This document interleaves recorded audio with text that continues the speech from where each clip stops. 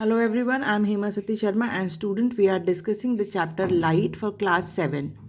We have discussed what is light, how light travels, what are the different beams of light, that is convergent, divergent and parallel beam of light. In today's class we will be discussing reflection of light. So as I told you earlier also that reflection of light means bouncing back of light. So light has this property of reflection, which is called bouncing back of light. So whenever light is incident or it falls on any object, it tend to change its direction or it reflects. So whenever light hits an object, it is either absorbed or reflected back, or it can be done that some part of the light is absorbed and the remaining part is reflected. So reflection of light can be defined as the phenomena of an object throws back the light that falls on it. So this reflection of light is doing what? It is changing the direction of the light. First, for example, this moment the light is falling on the laptop, and this laptop is reflecting back light to my eyes. So now what is happening? First, light is falling like in this direction to the laptop, and then light is reflected in this direction. So what is happening? The direction of light has been changed, or it is changing its path.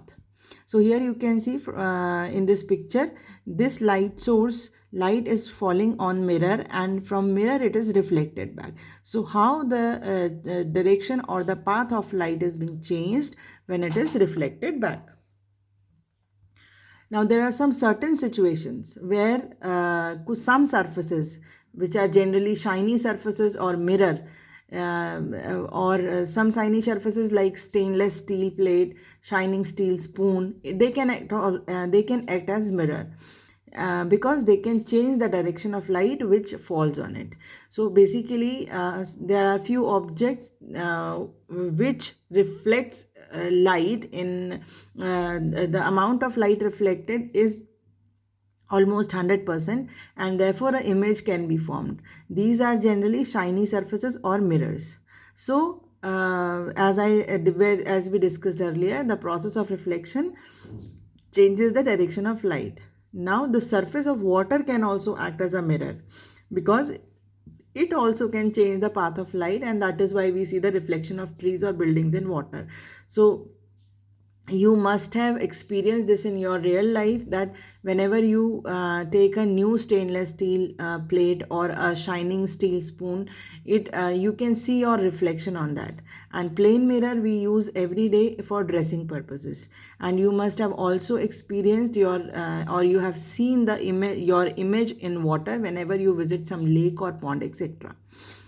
Now we will be discussing about reflecting surfaces. So the surfaces which reflect or which bounce back the light. So remember we had discussed the surface can either absorb the light or reflect the light. So now we will be discussing about the surfaces which will reflect the light. What are these surfaces? These surfaces are mirrors. So mirrors, as we have all seen all the mirrors, like especially dressing mirrors, which are plain mirrors, these are shiny objects. So a mirror is generally any shiny surface that can reflect back light.